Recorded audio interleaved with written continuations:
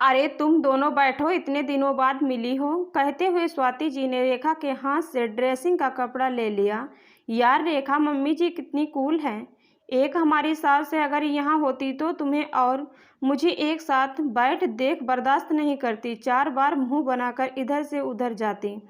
वो अलग, अपना बेटा भी ऐसा बना रखा है कि उसे अपनी मम्मी के अलावा कोई नहीं दिखता। ड्रामेबाज है इतनी कि बस बेटा मेरा पक्ष ले ले तो बीमार पड़ जाती है और बेटे को इतना गिल्ट में रख देगी कि जैसे अगर उनसे माफ़ी नहीं मांगी तो यमराज ले जाएंगे। अभी उन्हें कहते हुए रेखा ने वैशाली को अपनी वही कथा सुनाई जो वो हमेशा कहते हैं। ठीक है ना, अब वो जैसी है वैसी है, हमेशा एक ही बात करके बोर नहीं हो जाती हो तुम।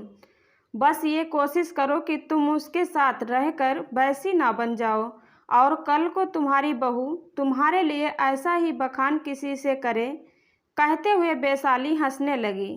तुम नहीं समझोगी, तुम्हें तो मामी जी मिल गई। मामी जी आपकी तो ननद है, आप कैसे झेलती हैं उन्हें? आपकी हिम्मत है जो ऐसी ड्रामेबाज ननद के साथ निभा ली। रेखा ने स्वाति जी की तरफ देखा। ऐसे कुछ नहीं है, निभाना आपके हाथ में है, तभी निभा पाती हैं।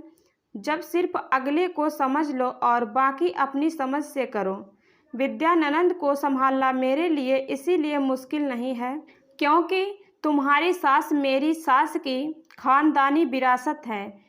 वो भी ऐसी ही थी। तो विद्या ने जो अपनी माँ को करते देखा वही किया, लेकिन तुम एक अलग घर से परवरिश लेकर आई हो, तुम उस हिसाब से चलो। वो क्या है कि आप किसी को बदल नहीं सकते, लेकिन आप खुद को किसी से लिए बदल दो, ये भी सही नहीं है। तो रेखा पीठ पीछे कहने से अच्छा है कि तुम उनकी गलत गाली बात मुंह पर कहो। स्वाति ने अपने अनुभव अनुसार रेखा को समझाया। मामी जी कोशिश की मैंने, वो सुनती नहीं हैं और घर में क्लेश करती हैं। फिर आपका भांजा भी तो मम्मी मम्मी से ऊपर नहीं आता।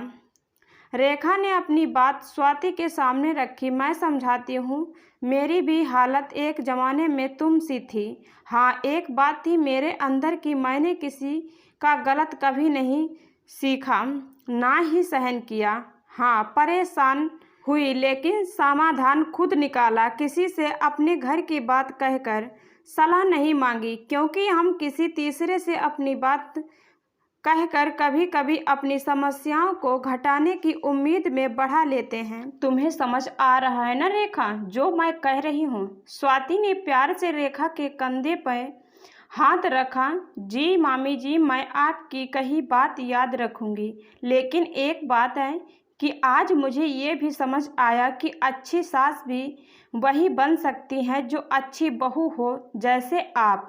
अब हमारी सास तो अकेले रही जिंदगी भर, लेकिन आज वो सास बनना चाहती हैं। आपने सही कहा, जिसकी परवरिश जैसी होगी वो वही तो दिखेगा। रेखा ने फिर से अपना पक्ष रखा।